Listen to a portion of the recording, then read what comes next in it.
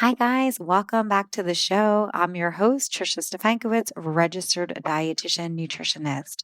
And today we are going to talk about sleep. And we're going to talk about how sleep hinders your health goals and can lead to overeating and just a slew of things when it comes to consequences of insufficient sleep. We've never really talked about sleep.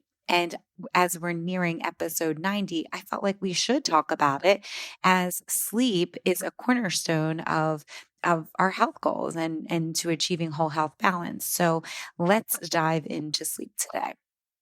Before we start this episode, I want to remind you that I have a free Facebook community. The mission of the Facebook group is to empower you and to support you as you are making or continuing to make health changes.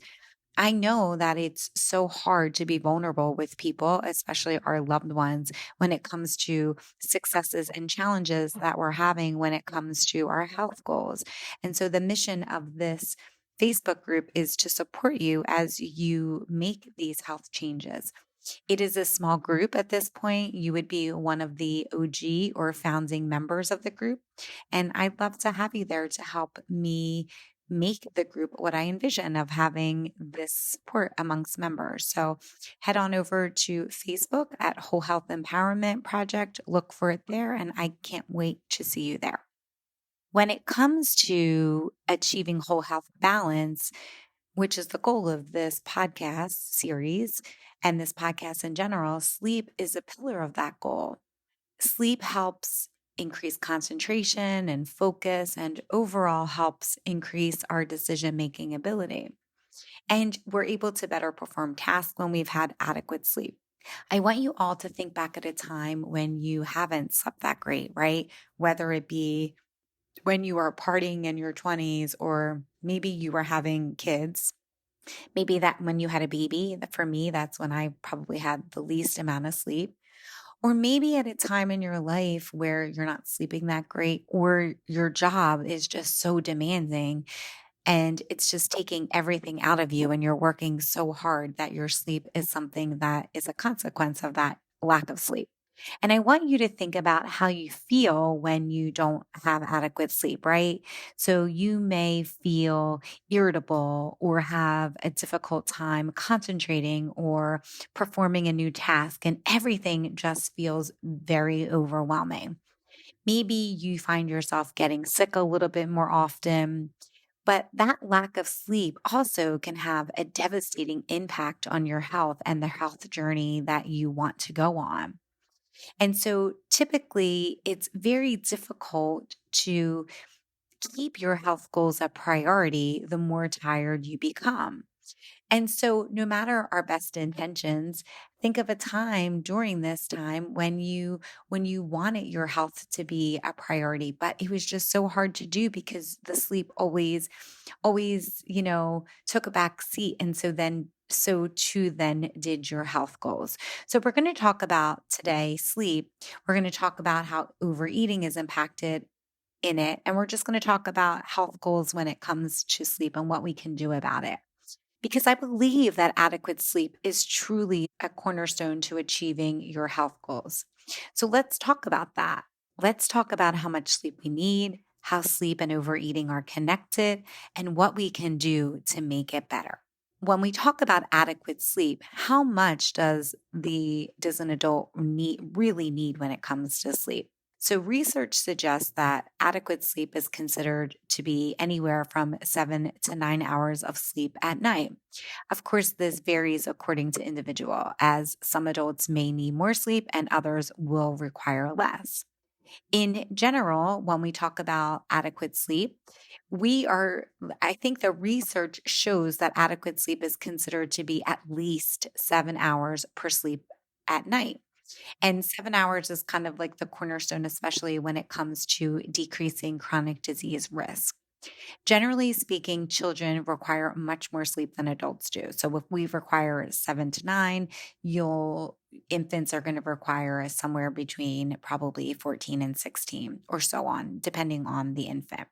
In adults, causes of inadequate sleep include things like longer work hours, irregular bedtimes. I think this is a big one where there is no real bedtime routine, or perhaps you're doing this thing, which I've done many times in the past and recently, in fact, where or maybe you're so tired that you fall asleep on the couch and then you wake up in the middle of the night and then you find yourself on the couch and then you get up and maybe you're doing the dishes or maybe you go right to bed and then something happens in the middle of the night and you're up again. So maybe you are, down in terms of sleeping for an adequate period of time, but perhaps that sleep may not be as restful and not of good quality because there's some interruptions during your sleep throughout the night.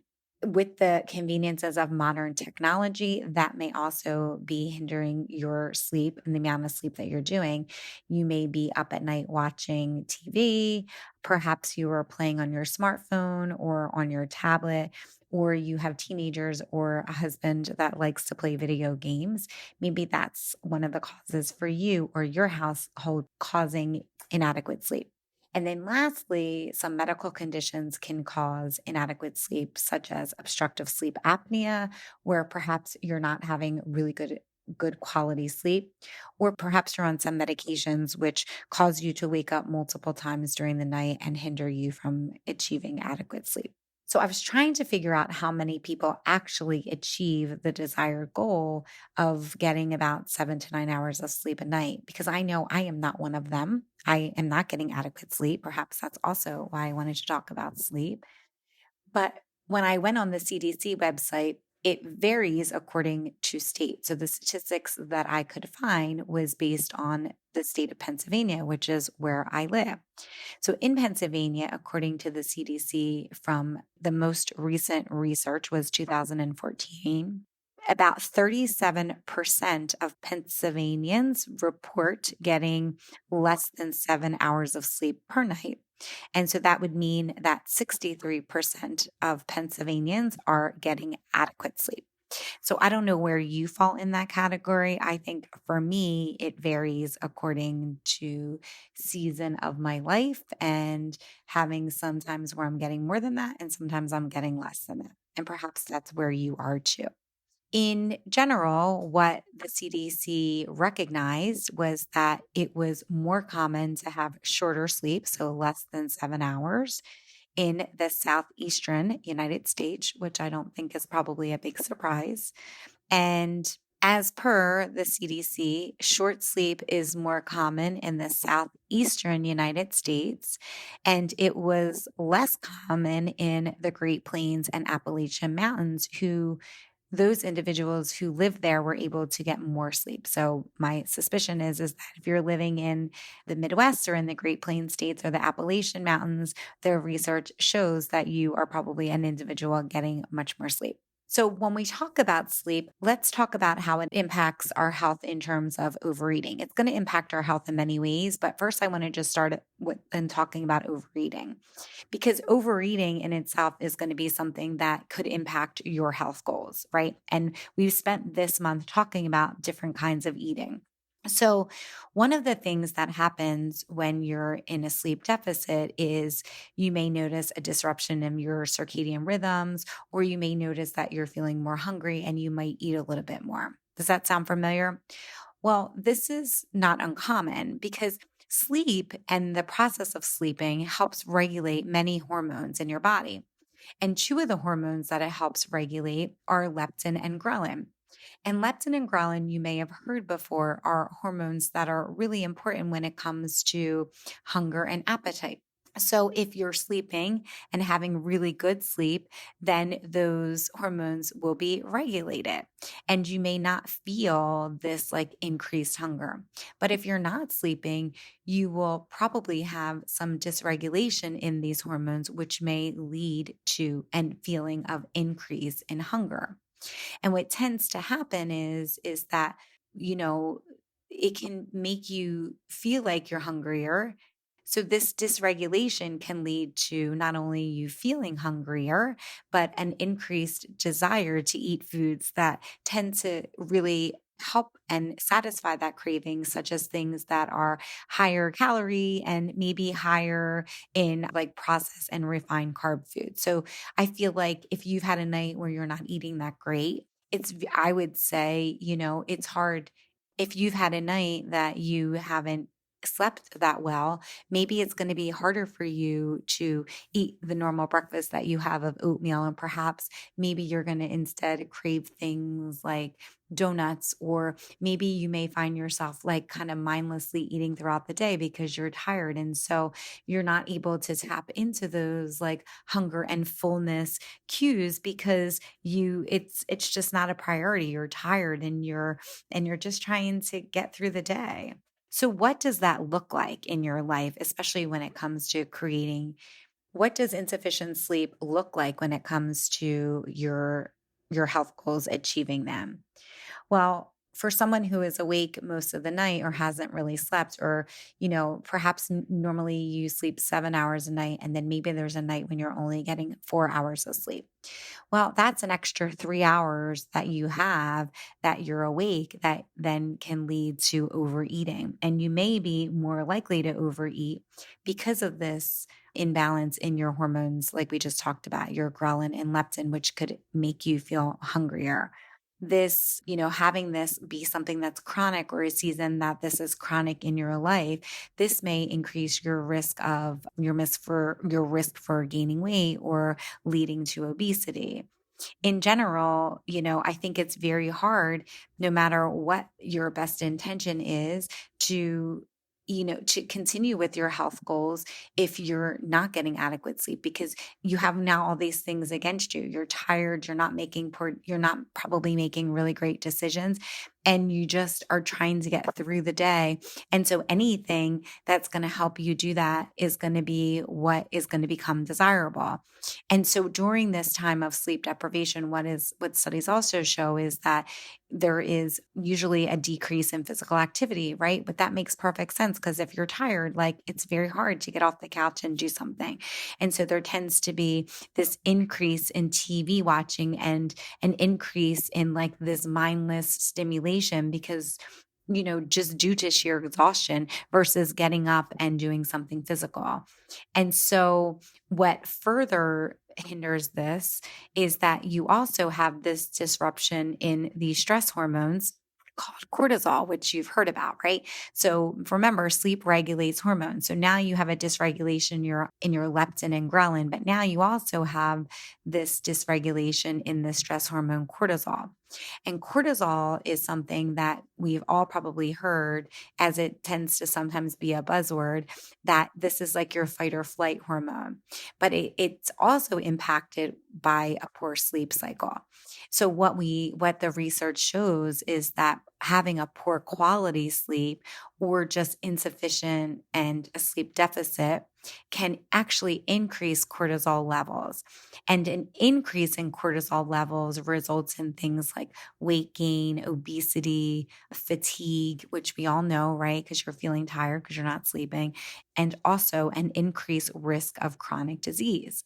So before we start talking about the chronic disease risk, let's also talk about what happens with overeating.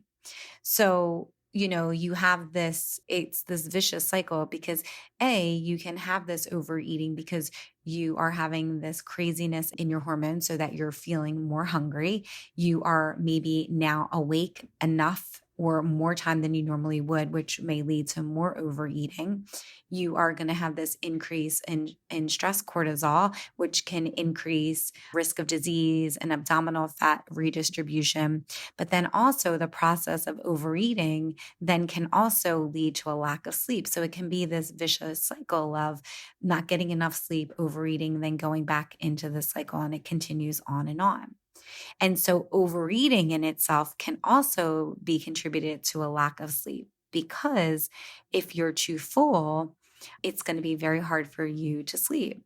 It may also cause symptoms such as acid reflux, especially if you're overeating things that are really fatty and then you try to then go to sleep and you lay down immediately. You may have symptoms of acid reflux. Sleeping, overeating can also lead to a lack of sleep by increasing body temperature so that you're really hot and then it's difficult to sleep. And so your sleep may be really disruptive. There's a study, I'm not sure that any of you guys know it, but it's the National Health and Nutrition Examination Survey. So it's called the NHANES study. And typically it follows like nurses from 2013 to 2016. And it really looks at this, how sleep is impacts this NHANES study. It's typically nurses took into account almost 8,000 nurses, and they were disease free, right? And they basically were the ages between 20 and 75, and there were men and women in this NHANES study. And so they asked them how much sleep that they got. And they would put them in the categories such as less than 6 hours of sleep, less than 7 hours of sleep, less than 8 hours of sleep, less than 9 hours of sleep, and then more than 9 hours of sleep. And basically, what this study showed is when they followed these almost 8,000 participants, was that people or the participants who slept less than 6 hours of sleep and the individuals who slept greater than 9 hours of sleep were associated with a decrease in their cardiovascular health. And why that's important is it basically increased their risk of developing cardiovascular disease. So they know this by this research that there is some kind of correlation between lack of sleep and disease risk development. And so some of it may be related to some of these hormone dysregulations, but here are some of the health consequences of not obtaining or getting adequate sleep. So, what we just talked about was cardiovascular disease risk. So, one of the things that poor sleep is associated with is development of coronary artery disease, arrhythmias or irregular heartbeats, hypertension or high blood pressure. There was also an increased risk of obesity. And I know that that was probably something that we just talked about when it comes to the hormones, an increase in abdominal circumference. And that could be related to obesity and possibly due to the increase in cortisol levels that is happening with insufficient sleep. You or people with lack of sleep are also at risk for type 2 diabetes. So, this is diabetes that is not something that's autoimmune. It tends to be something that is related to lifestyle. And so, lack of sleep also increases that risk of developing impaired immune function. So people who don't sleep enough may be at risk for getting sick. And I'm sure that you have all had that when you have periods of time where perhaps you didn't sleep as much as you normally do.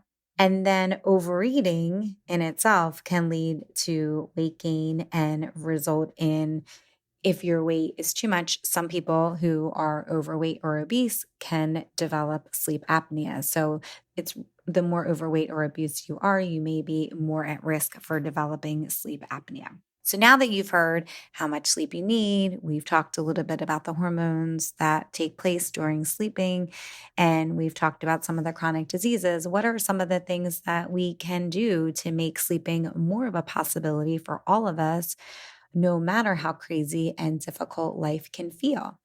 Well, like anything, it's going to require a little bit of work, maybe upfront, and then get a little bit easier as we do it. But like any change, it just takes doing it over and over again before it becomes a little bit more routine for your lifestyle. So some of the things that I was thinking of that we can do about it would be to establish a comfortable sleep environment. And that could be having a dark room or having a cold temperature, or having minimal noise. Now, that's very difficult in my household as I usually have a child in bed with me at some point during the night.